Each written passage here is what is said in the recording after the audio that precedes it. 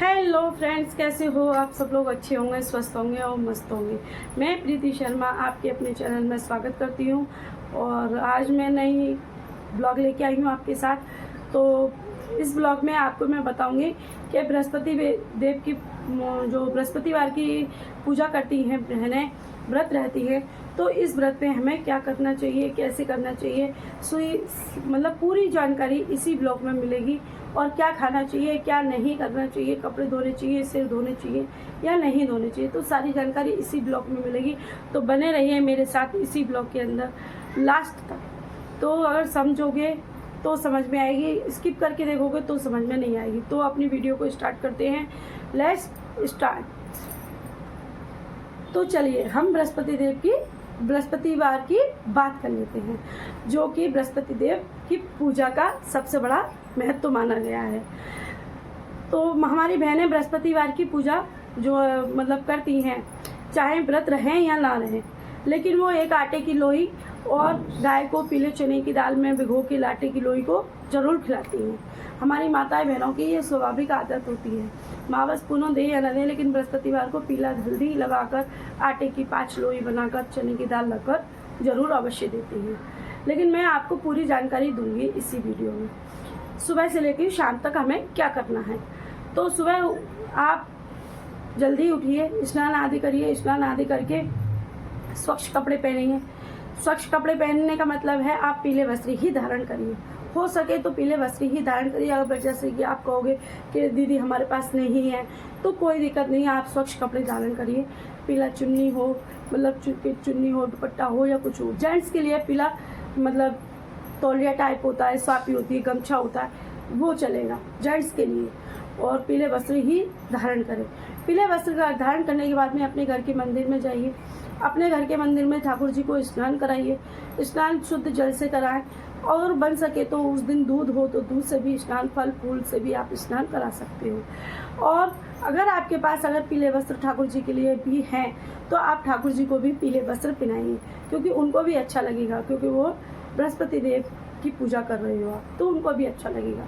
आप पूजा के अंदर पीले चंदन का ही प्रयोग करें, पीले पुष्पों का भी प्रयोग करें, फूल भी पीले ही चढ़ाएं।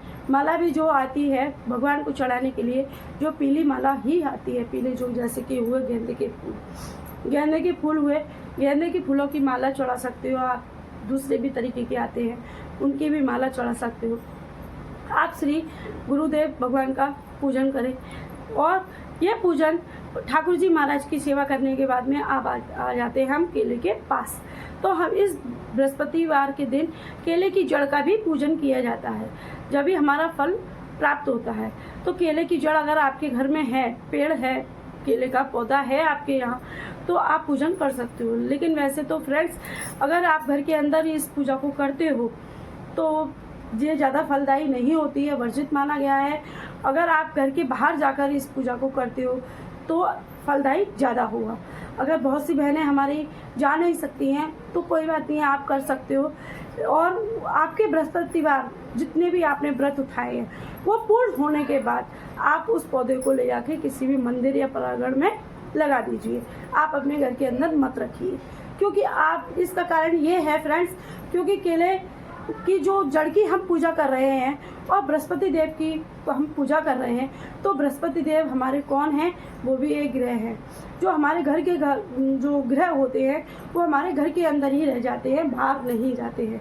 इसीलिए सुख शांति और समृद्धि के लिए भी हमें बाहर ही पूजा करनी चाहिए केले की जड़ की, तो ज़्यादा फलदायी होता है। और दूसरी बात, हम ये करें तो केले की जड़ की हमने पूजा कर ली, सब कुछ कर लिया, बस वस्त्र भी धारण हो गए।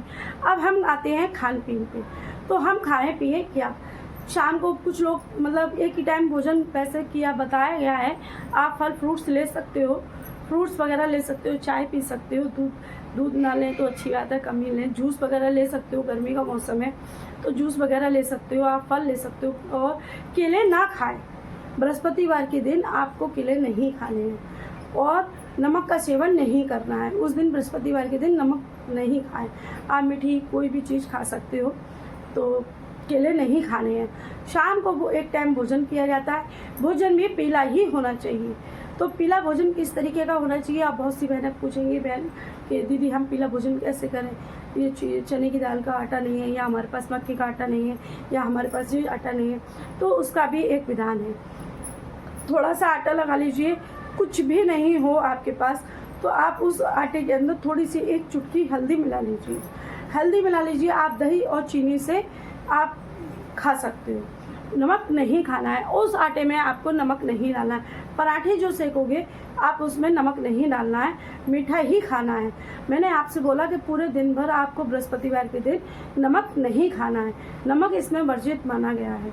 मीठा आप भोजन कर सकते हो, मीठा फलाहार भी ले सकते हो, मीठी चाय भी पी सकते हो, कुछ मतलब चाय तो मीठी होती है, मतलब मीठा आप कुछ भी कर सकते हो।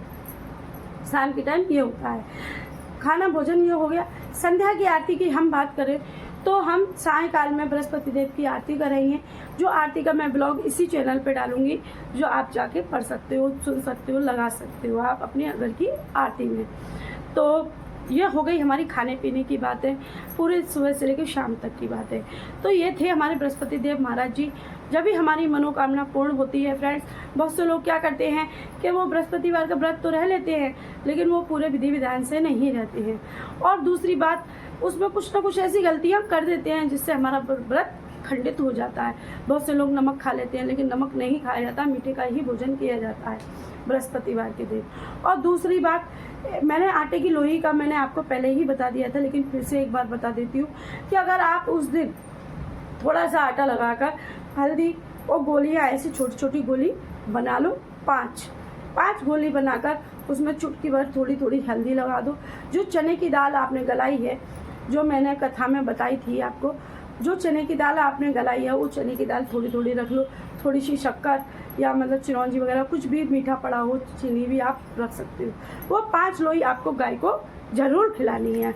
हर बृहस्पतिवार को 5 लोई आपको गाय को जरूर खिलानी है, तो जिससे कि आपका पुण्य फल और दुगना प्राप्त होगा। क्योंकि गाय के अंदर आप सभी लोग जानते हो कि 33 कोटि देवी देवता विराजमान रहते हैं।